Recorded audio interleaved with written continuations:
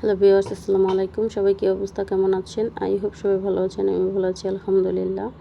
আজকে আমি বাসার জন্য মোমো রেডি করেছি, সো সেটারই একটা রেসিপি তোমাদের জন্য নিয়ে আসলাম।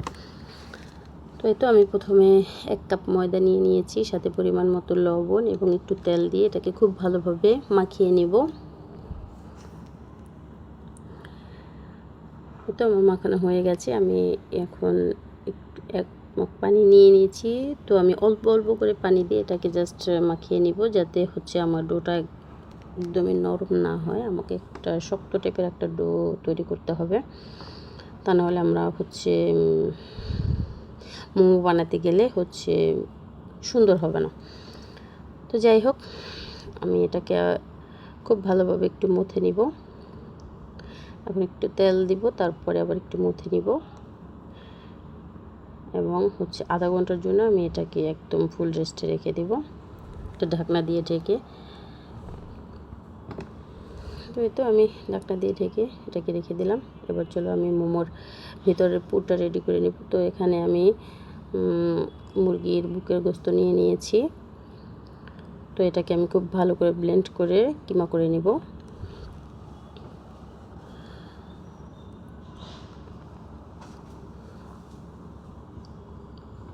এই তো আমার কিমা করা হয়ে গেছে। এবার আমি হচ্ছে এটাতে মশলাগুলো অ্যাড করব একে একে।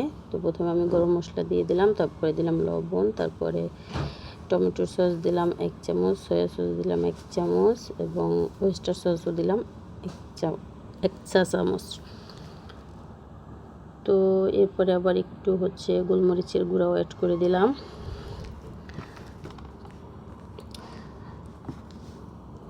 এরপর একটু আদা এবং একটু রসুন দিলাম।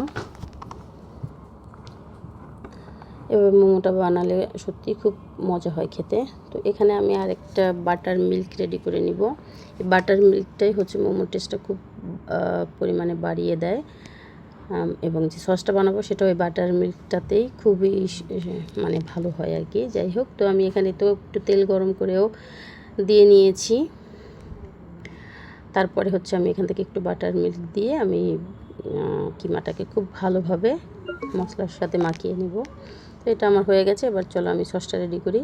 তো এটা আমি বাটার মিল্কটার সাথে দিয়ে দিলাম ওয়েস্টার সস, তারপরে দিলাম সয়া সসটা একটু বেশি দিব এবং দিলাম একটু গোলমরিচের গুঁড়া, সাথে হচ্ছে টমেটো সস।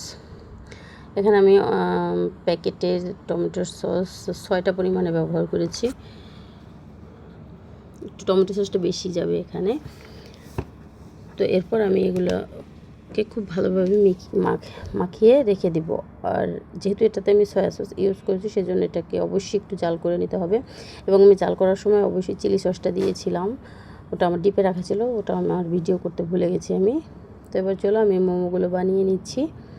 তো আমি প্রথমে একটা রুটি বেলে নেব, এরপরে হচ্ছে একটা কৌটার মুখা দিয়ে এটাকে খুব সুন্দর করে কেটে নিব, কারণ মোমোর সাইজ সবগুলো একরকম না হলে না আসলে দেখতে ভালো লাগে না।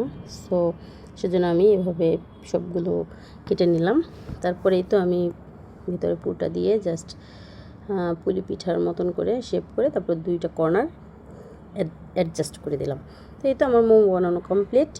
এরপর চলো আমি সসটা রেডি করি। আমি মোমোটা এদিকে হচ্ছে সিদ্ধ দিয়েছি, বাট ওটা আমার ভিডিও করতে ভুলে গেছি। তো এই তো আমার মোমোর ফাইনাল লুক। তো তোমাদের ভিডিওটা ভালো লাগলে অবশ্যই বাসায় ট্রায়াল দেবা, অনেক মজা হয় খেতে।